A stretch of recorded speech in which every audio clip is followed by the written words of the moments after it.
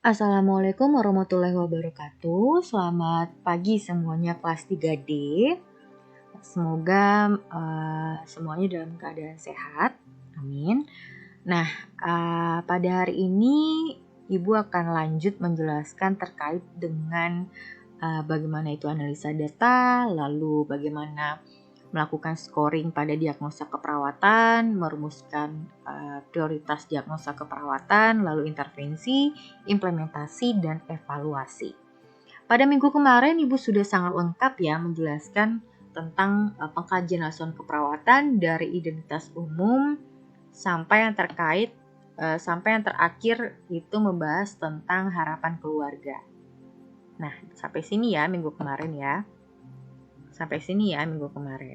Nah, hari ini kita lanjut masuk tentang analisa data. Nah, analisa data ini biasanya disebut dengan tahap akhir dari pengkajian keperawatan keluarga. Ya, setelah data-data terkumpul di pengkajian, kita lanjut ke analisis data. Nah, fungsinya apa? Fungsinya supaya kita bisa menginterpretasi data yang diperoleh dari pengkajian keperawatan. Nah, pada analisa data inilah sangat diperlukan ketelitian, sangat diperlukan kognitif dari mahasiswa untuk menentukan data-data yang terjadi atau masalah-masalah yang terjadi pada kliennya masing-masing. Nah, jadi penulisan analisa data ini ada 3 kolom ya. Ada data, ada masalah atau problem, ada penyebab atau etiologi. Nah, kalau misalnya data mungkin mahasiswa udah paham ya. Kalau data ini diperoleh dari apa saja? Nah, semua data-data itu diperoleh dari hasil wawancara mahasiswa kepada klien. Lalu bagaimana terkait pemeriksaan fisik kita kepada klien kita. Lalu observasi kita ya. Dan kalau misalnya ada pemeriksaan penunjang bisa dimasukkan ke dalam data kita tersebut ya. Nah, masalah di sini yaitu berdasarkan data-data yang kita dapatkan tadi. Ya, misal nih, kalau datanya DO-nya respirasi rate-nya misalnya 35 kali per menit. Ya, terus DO-nya klien tampak batuk, klien tampak membuang dahak. Nah, contoh. DS-nya klien mengatakan sesak, klien mengatakan batuknya berdahak. Apa masalahnya? Apa kira-kira? Contoh, bersihan jalan nafas tidak efektif. Nah, itu masalahnya. Nah, penyebabnya pada kolom etiologi, ini bersumber kepada 5 tugas kesehatan keluarga yang telah kita bahas di materi sebelumnya. Ada 5, ya ingat, dari mengenal, lalu mengambil keputusan, merawat keluarga, memodifikasi lingkungan, dan yang terakhir bagaimana keluarga itu memanfaatkan fasilitas kesehatan. Nah, itu penyebab. Ya, sampai di sini paham? Nah, kita lihat contohnya ya.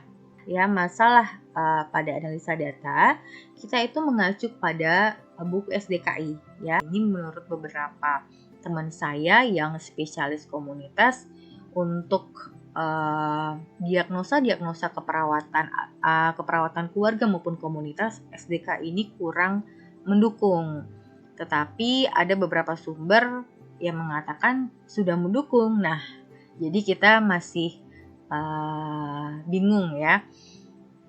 Oleh karena itu, karena kebijakan kampus kita memakai SDKI, maka mahasiswa diharapkan menyesuaikan ya menurut kebijakan dari kampusnya masing-masing. Ini data ya. Nah, DS-nya nih contoh. Keluarga mengatakan tidak tahu atau tidak mengerti terlalu rinci dengan penyakit pada Tuan P, baik itu mengenai pengertian, tanda gejala, etiologi, pencegahan, maupun perawatannya. Itu DS. Nyonya I mengatakan selalu bertanya kepada petugas kesehatan tentang penyakit yang diderita Tuan P. DS yang selanjutnya, Nyonya I mengatakan khawatir terhadap kesehatan Tuan P. Kita lihat DO-nya. Ya, DO-nya keluarga tidak mampu menjelaskan tentang penyakit asma bronkial, lalu Tuan P dan Nyonya I banyak bertanya kepada perawat mengenai penyakit asma. Artinya ini dia tidak tahu tentang asma bronkial itu apa, tanda gejalanya apa, penyebabnya apa ya, karena dia banyak bertanya. Ini udah dari sini kita sudah tahu nih, oh berarti etiologinya atau penyebabnya itu mengenal aja dia nggak paham loh. Ya, bagaimana dia mengambil keputusan, bagaimana dia merawat. Nah, dari situ mahasiswa harus berpikir kritis nih. Berarti penyebabnya udah paham. Ya, etiologinya udah dapat. Ketidakmampuan keluarga dalam mengenal masalah kesehatan asma bronkial misalnya.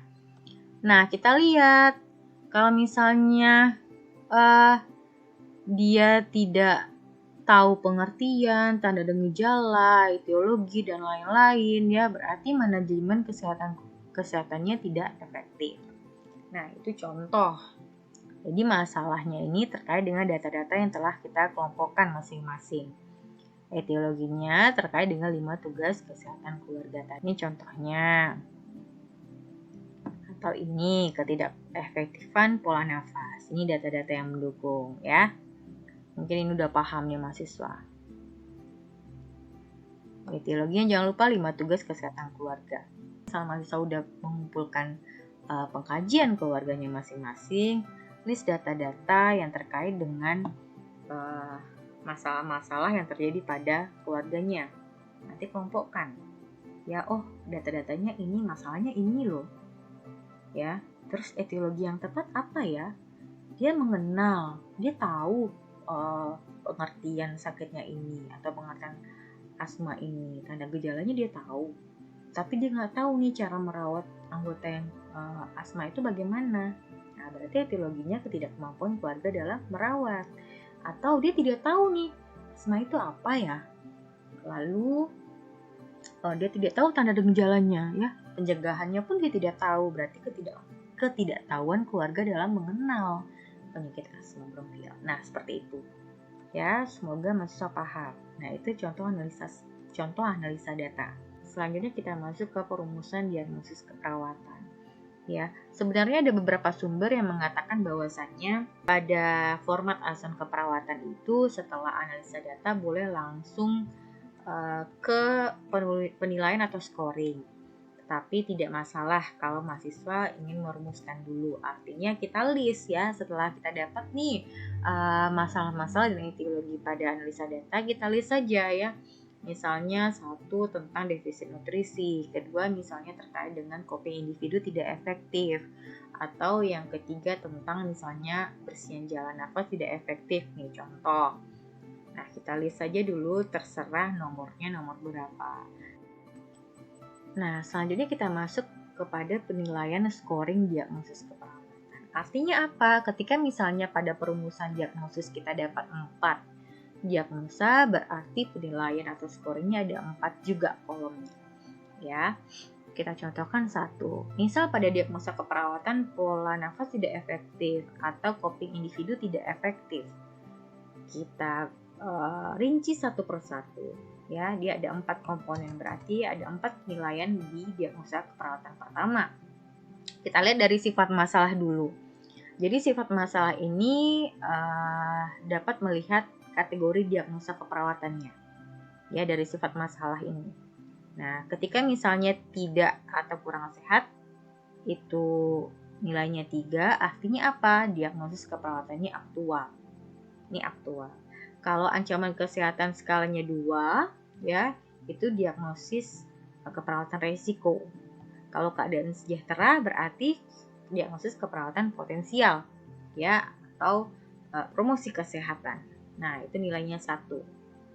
Nah, jadi kalau misalnya nanti klien saudara, oh masalahnya aktual, berarti sifat masalahnya 3 ya diambil. Kalau ancaman kesehatan berarti resiko nih. Kalau dia tidak masalah berarti keadaannya sejahtera. Ya, nah itu dari komponen sifat masalah. Kita masuk kriteria yang kedua, yaitu kemungkinan masalah dapat diubah. Nah, biasanya pada kriteria ini itu ditentukan dengan melihat pengetahuan ya dari sumber daya keluarga, terus bagaimana sumber daya perawatan yang tersedia, dan bagaimana dukungan masyarakat terhadap klien.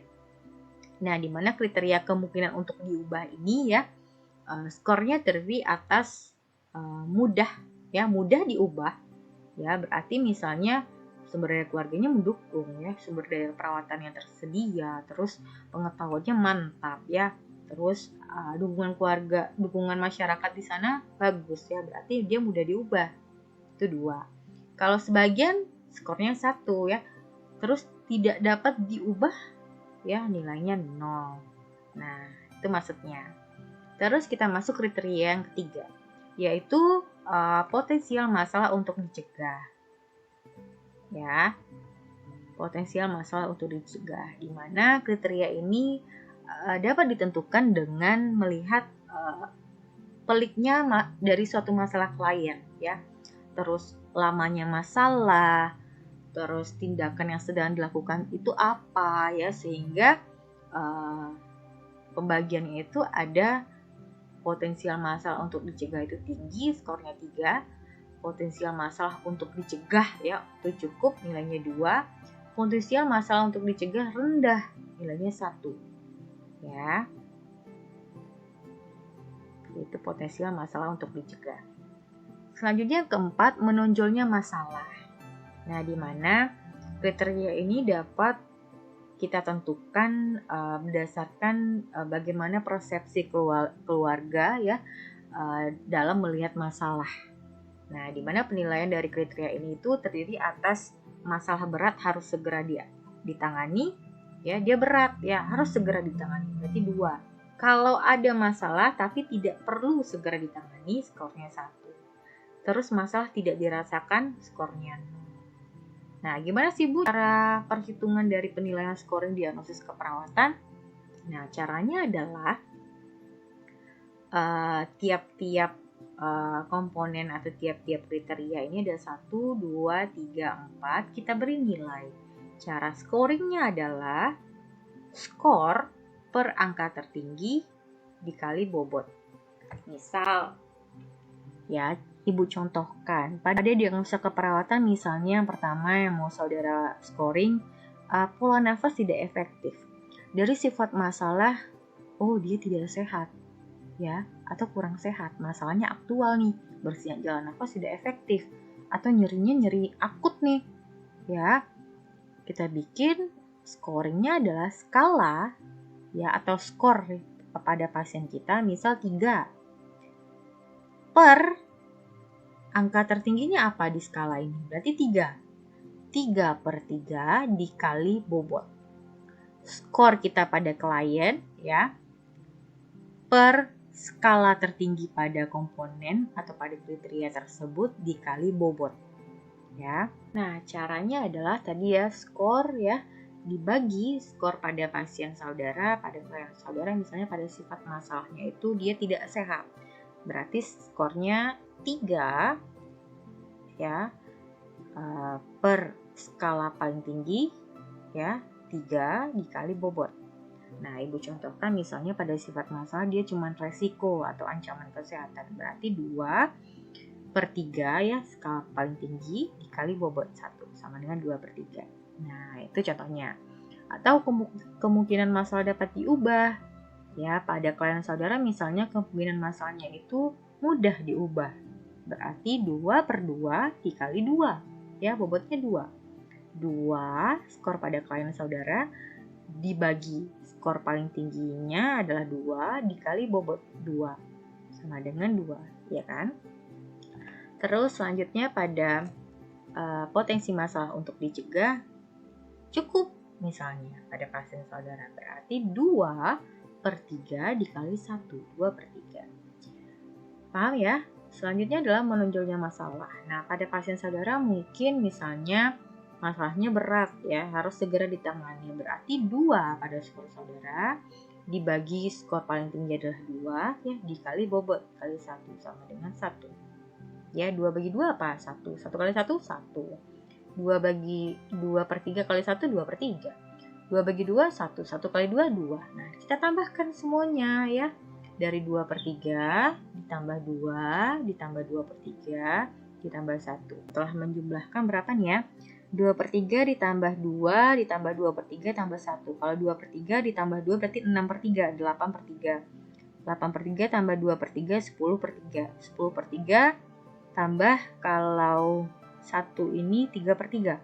Berarti 13/3. Iya tidak? Ya, dijadikan penyebutnya sama. Kalau 13 bagi 3 arti 3 atau 3/4. Nah, boleh seperti ini ya. Jadi paham ya, kalau misalnya diagnosa keperawatan yang didapat tadi di perumusan diagnosa ada 4, berarti penilaian atau skornya ada 4 juga. Ya, setelah itu skor tertinggi yang diperoleh adalah diagnosa keperawatan keluarga yang prioritas. Nah, kita lihat, jadi scoringnya ini pada penilaian diagnosis keperawatan, kita harus memberikan pembenaran di sini. Ya, ada pembenaran ya sebagai justifikasi dari skor yang telah kita tentukan. Ya. Nah, kalau justifikasi yang kita berikan ini berdasarkan apa data-data yang kita temukan dari klien maupun keluarga. Nah, contoh misalnya pada scoring prioritas masalah DM misalnya ya. Terus diagnosa yang kita angkat terkait dengan defisit nutrisi ya pada Ibu X. Ya, berhubungan dengan ketidakmampuan keluarga dalam merawat anggota keluarga yang menderita diabetes mellitus. Nah, contohnya kita bikin sifat masalahnya itu resiko atau ancaman. Ya, 2/3 dikali 1, 2/3. Pembenarannya apa di sini? Contoh ya, berarti ada kekuatan ya, ada justifikasi kita nih dari data-data yang kita dapatkan di pengkajian. Contoh misalnya masalah nutrisinya kurang dari kebutuhan tubuh. Misalnya pembenarannya adalah masalah nutrisi kurang ya, atau defisit nutrisi memang belum terjadi ya, tapi Ibu X rata-rata kalorinya itu kurang dari kebutuhan tubuh. Nah, itu contoh pembenarannya. Nah, contoh pembenarannya misalnya pada pasien DM ya. Defisit nutrisi pada Ibu X berhubungan dengan ketidakmampuan keluarga dalam merawat anggota keluarga yang menderita diabetes mellitus. Berarti misalnya sifat masalahnya tadi adalah ancaman kesehatan atau resiko. Jadi pembenarannya contohnya apa? Contoh nih, masalah defisit nutrisi itu memang belum terjadi. Tapi pada Ibu X rata-rata asupan kalorinya itu kurang dari kebutuhan tubuh. Misalnya cuma 800 kalori. Nah, itu pembenaran kita karena resiko. Oke, kemungkinan masalah dapat diubah misalnya kita bikin misalnya 1 atau 2 ya. Berarti pembenaran kita apa? Misalnya tidak sebagian bisa diubah. Berarti pembenarannya contoh nih dari data yang kita dapat dari klien kita, Ibu X merasa makanan yang telah dikonsumsinya itu sudah cukup untuk dirinya ya. Meskipun Ibu X mempunyai keinginan untuk sembuh ya. Dan ada perawat yang memberikan informasi tentang diet untuk penyakit diabetes mellitus. Berarti kemungkinan masa yang dapat diubah sebagian. Ya, itu pembenarannya. Atau misalnya potensi masalah untuk dicegahnya tinggi misalnya ya. Apa pembenarannya? Pembenarannya misalnya masalah lebih lanjut belum terjadi. Karena apa? Karena adanya keinginan dari Ibu X untuk sembuh serta dukungan keluarga yang sangat tinggi misalnya. Nah, itu potensial masalahnya tuh untuk dicegah. Nah, bagaimana menonjolnya masalah? Seperti apa pembenarannya ya? Misalnya menonjol masalah itu tidak dirasakan misalnya ya, 0. Jadi 0/2 dikali 1. 0 juga hasilnya kan? Misalnya pembenarannya apa? Keluarga tidak merasakan sebagai masalah. Nah, itu contohnya. Kalau misalnya masalah berat harus segera ditangani, apa pembenarannya? Misalnya sekretnya banyak. Contohnya tuh ya, berarti harus segera ditangani. Pembenaran ini adalah justifikasi yang diberikan ya berdasarkan data yang mahasiswa temukan dari klien dan keluarganya. Data-data yang mendukung. Oh, ketika kita dapat atau ketika mahasiswa mengatakan sifat masalahnya ini tidak sehat, ya pembenarannya apa dari data-data yang kita dapatkan? Oh, kemungkinan masalah itu dapat diubah, tidak dapat diubah. Pembenarannya apa? Ya pasti ada data-datanya. Begitu juga dengan menonjolnya masalah ya. Nah, ini contoh dari penilaian atau scoring diagnosa keperawatan. Nah, kita lihat nih ya contoh diagnosa yang pertama, yaitu tentang pola nafas tidak efektif. Di mana sifat masalahnya adalah ancaman, artinya resiko ya. Skornya 2, bobotnya yang paling tinggi adalah 3. 2/3 dikali 1 sama dengan 2/3. Pembenarannya apa? Terkait dengan sifat masalahnya resiko. Nih, pembenarannya yaitu kurang mengetahui tentang penanganan penyakit asma bronkial. Nah, itu contohnya. Ya, karena dia kurang mengetahui. Maka dari itu resiko di situ. Terus kemungkinan masalah dapat diubah dia sebagian misalnya. Berarti skornya 1, skor paling tingginya 2 dikali bobotnya 2 dapat 1. Pembenaran terkait dengan kriteria kemungkinan masalah dapat diubah sebagian yaitu Tuan P mengatakan hanya minum obat saat kambuh saja. Nah, itu contohnya.